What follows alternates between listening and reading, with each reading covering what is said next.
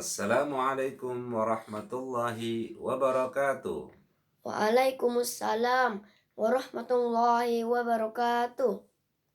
Sabahul khair, selamat pagi anak-anakku. Sabahan nur, selamat pagi juga. Kaifa halukum? Apa kabar kalian semua? Alhamdulillah bi khairi wa afiyah ya Ustaz. Alhamdulillah kabar kami baik wahai guru. Ayyu yaumin hadzal yaum? Hari ini hari apa? Hadal yaum yaumil jum'ah. Hari ini hari Jumat.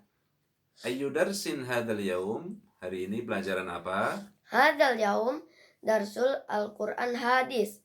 Hari ini pelajaran Al-Quran hadis. Baik, anak-anakku sekalian.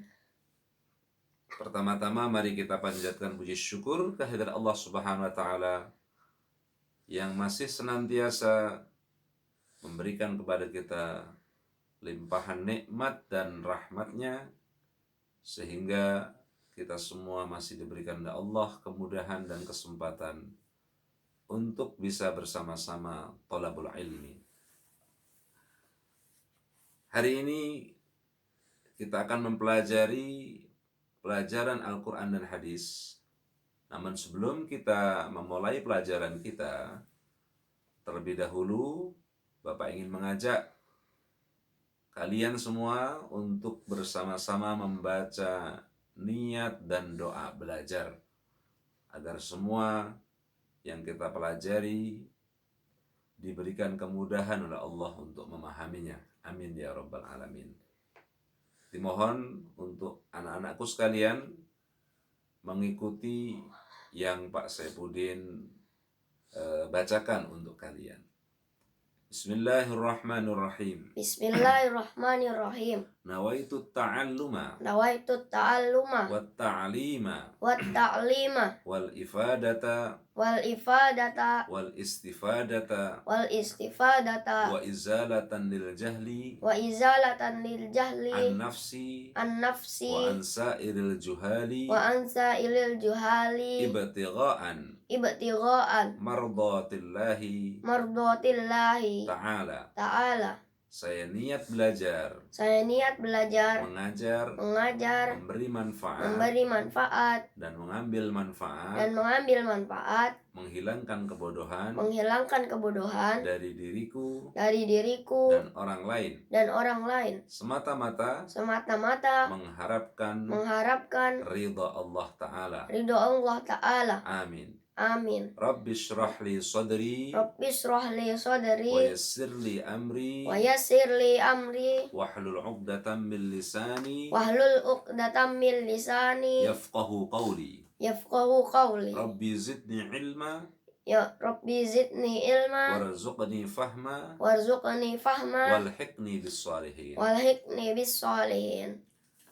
Baik anak-anakku sekalian, silahkan kalian siapkan buku paket Al-Quran dan Hadis bagi yang sudah punya.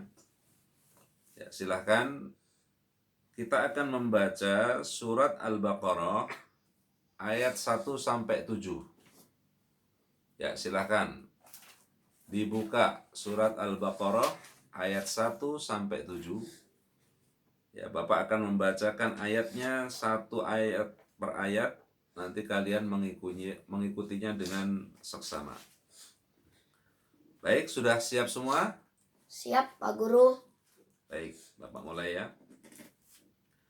A'udzu billahi minasy syaithanir rajim. A'udzu billahi minasy syaithanir rajim.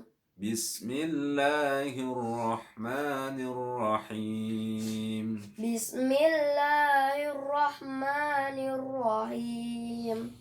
Alif Lam Mim. Alif Lam Mim. Dzalikal kitabu la raiba fihi. Dzalikal kitabu la raiba fihi. Hudal lil muttaqin. Hudal lil muttaqin. الذين يؤمنون بالغيب ويقيمون الصلاة الذين يؤمنون بالغيب ويقيمون الصلاة ومما رزقناهم ينفقون ويقيمون الصلاة ومما رزقناهم ينفقون والذين يؤمنون بما أنزل إليك وما أنزل من قبلك والذين يؤمنون بما أنزل إليك وما أنزل من قبلك وبالآخرة هم يوقنون وبالآخرة هم يوقنون أولئك على هدى من ربهم وأولئك هم المفلحون أولئك على هدى من ربهم وأولئك هم المفلحون إن الذين كفروا سواء عليهم أأنذرتهم أم لم تنذرهم لا يؤمنون إن الذين كفروا سواء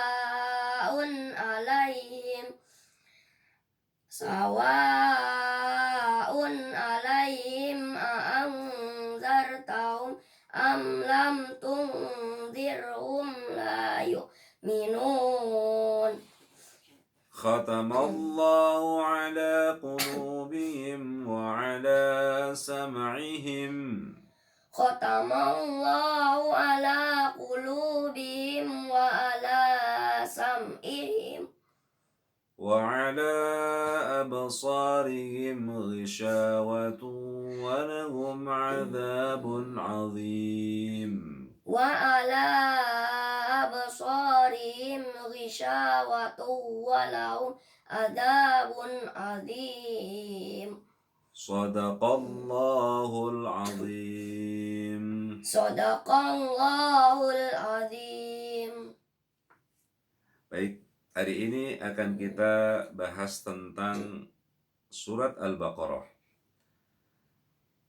Surat Al-Baqarah merupakan surat yang kedua dari urutan Mushaf Al-Quran Uthmani. Seluruh jumlah surat dalam Al-Quran adalah 114 surat, dan sedangkan surah Al-Baqarah berada pada urutan yang kedua. 7 ayat yang barusan kita baca ini berada di awal surah Al-Baqarah, yang keseluruhan jumlah ayatnya adalah 286 ayat. Ya, merupakan surat atau surat terpanjang di dalam Al-Quran.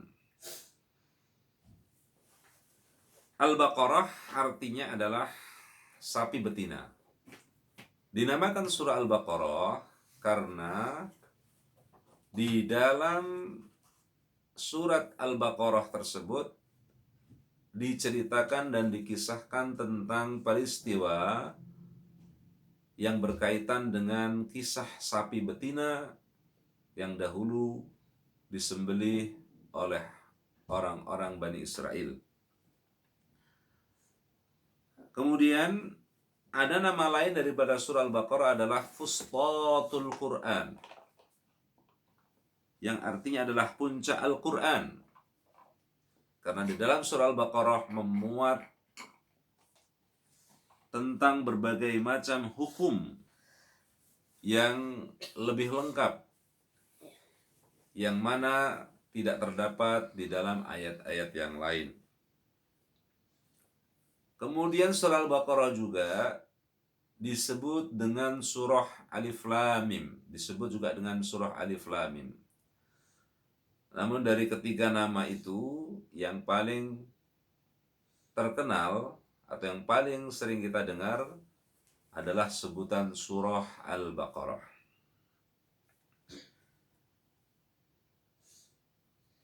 Keistimewaan membaca surah Al-Baqarah diantaranya adalah untuk menjaga diri kita dari gangguan sihir, gangguan jin, dan gangguan setan yang terkutuk.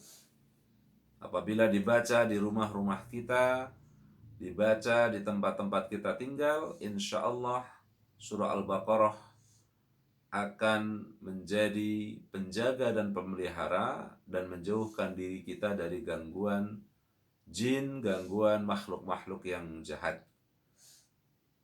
Terutama dibaca 7 ayat di pertama dan kemudian dibaca juga nanti di akhir ayat surah Al-Baqarah. Mulai dari Amanar Rasul sampai akhir.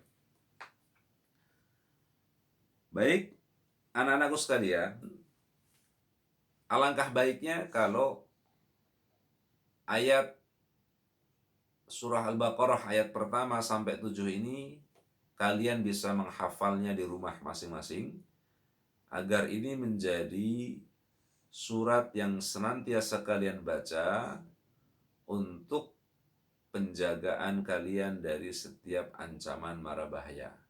Karena ini disebut juga dengan ayatul ruqyah, ayat untuk menghindarkan kita dari godaan makhluk gaib yang jahat seperti jin, setan, dan lain-lainnya.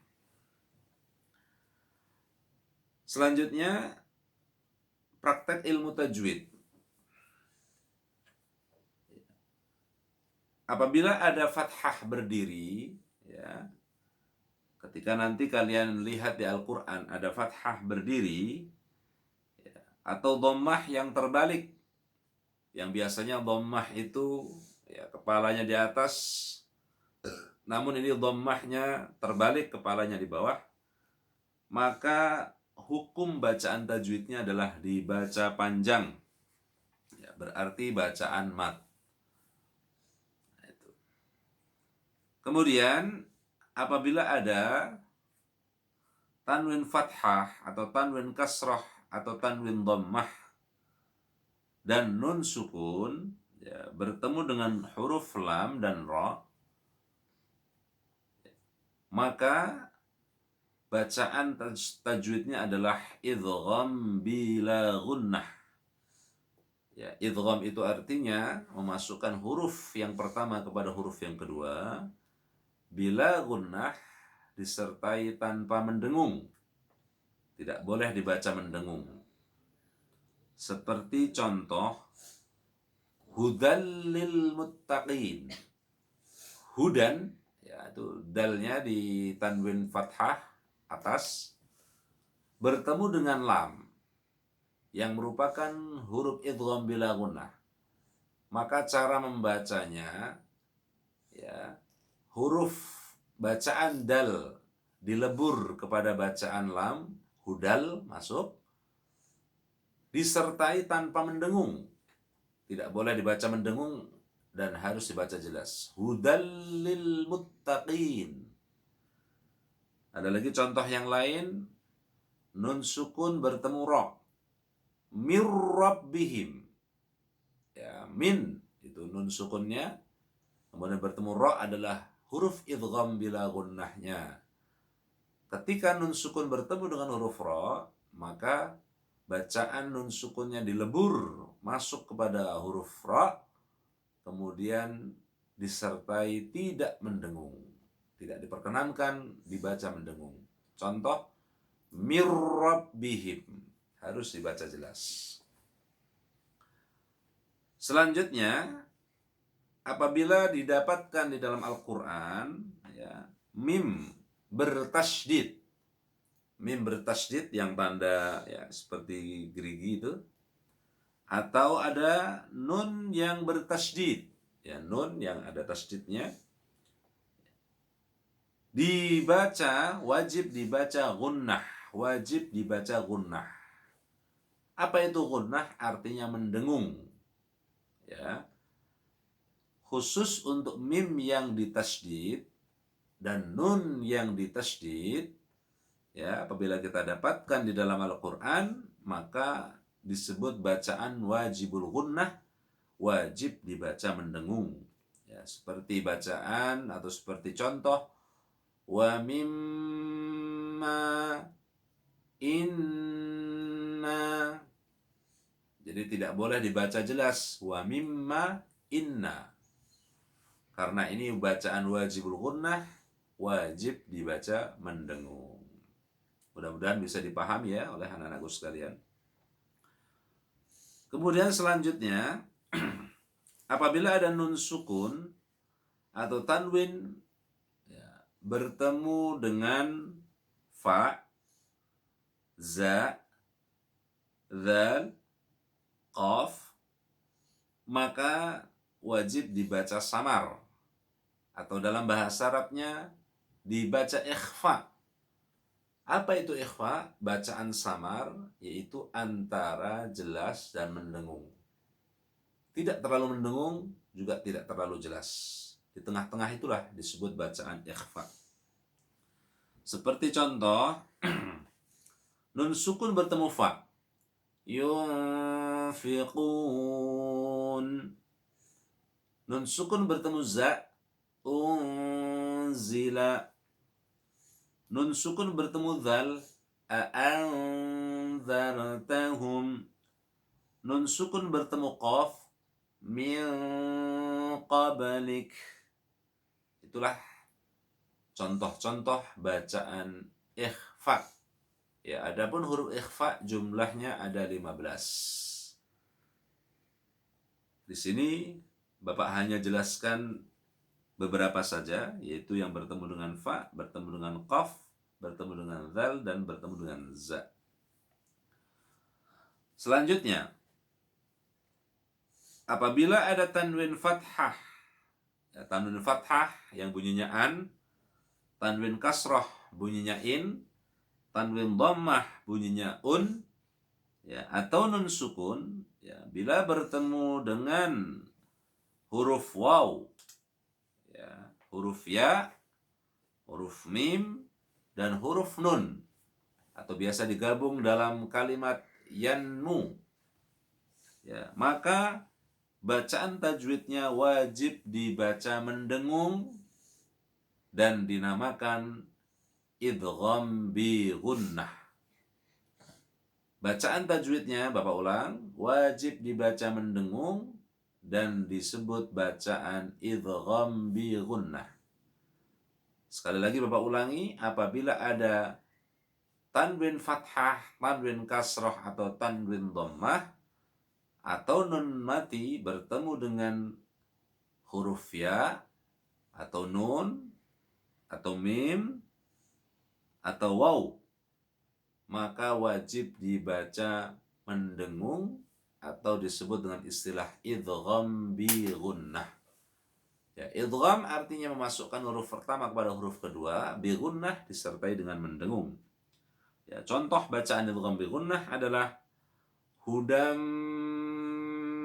min, tanwin bertemu mim, ghisyawatun walahum, tanwin bertemu waw, tun walahum, aslinya tun walahum, tun walahum, wajib dibaca gunnah atau dibaca jelas.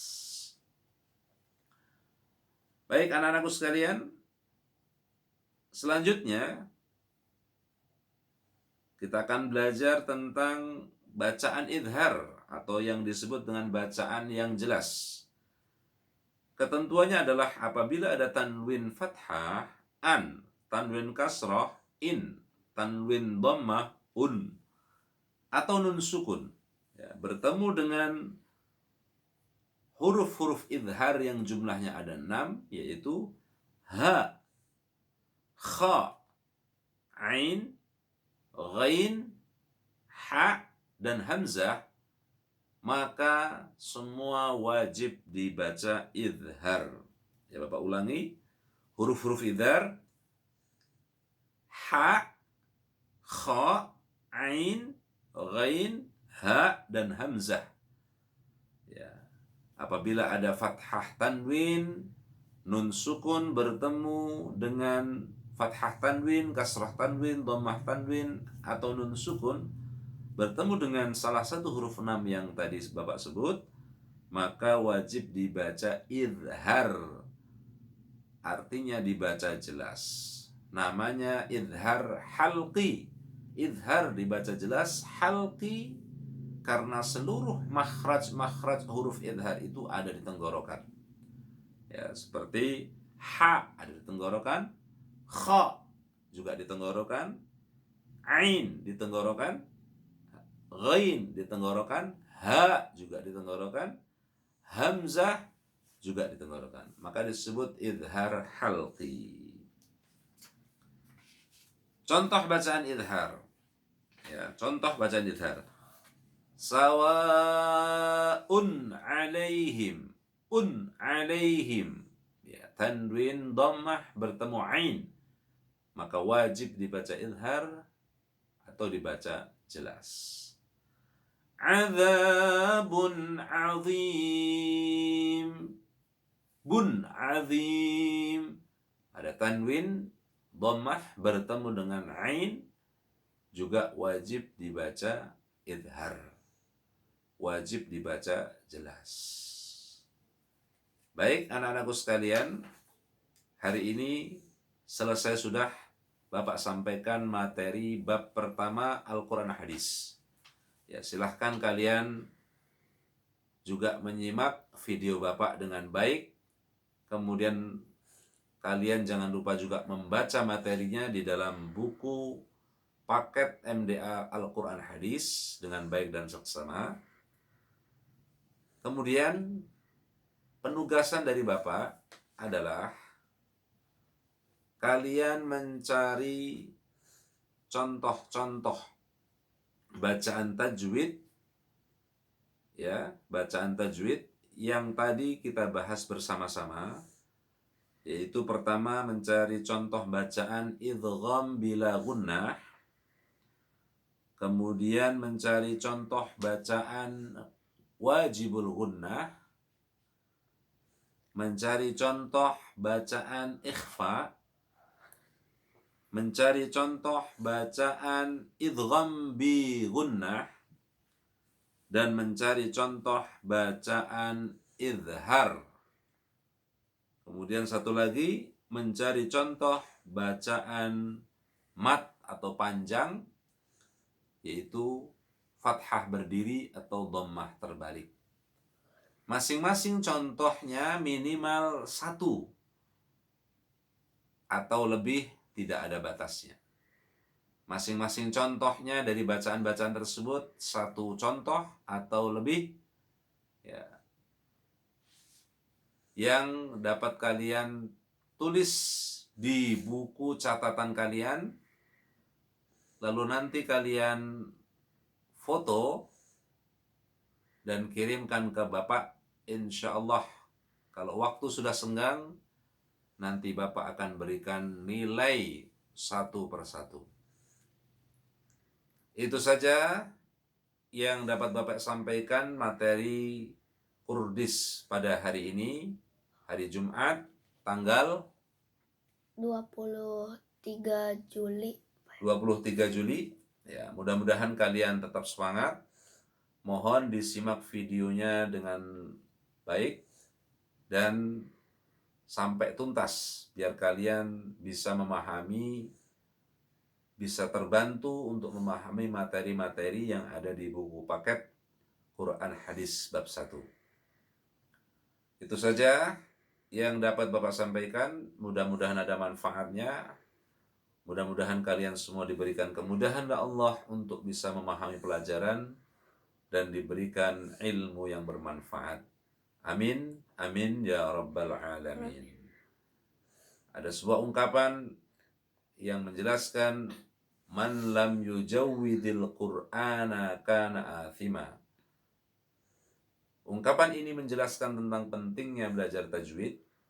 Barang siapa yang tidak memperbaiki bacaan Al-Qur'annya, maka dia bisa berdosa karena membaca Al-Qur'an yang tidak sesuai dengan kaidah tajwid bisa merubah makna dan arti yang dimaksud di dalam Al-Quran sehingga bisa mengantarkan seseorang mendapatkan dosa. Oleh karena itu, mari kita bersemangat untuk mempelajari ilmu tajwid agar supaya bacaan Quran kita menjadi lebih baik dan benar sehingga kita mendapatkan pahala dan keridhaan Allah Subhanahu wa taala. Amin ya rabbal alamin. Itu saja, mari kita baca doa kifaratul majlis bersama-sama. Subhanakallahumma wa bihamdika asyhadu an la ilaha illa anta astaghfiruka wa atubu ilaika walhamdulillahi rabbil alamin. Kurang lebihnya mohon maaf. Assalamualaikum warahmatullahi wabarakatuh.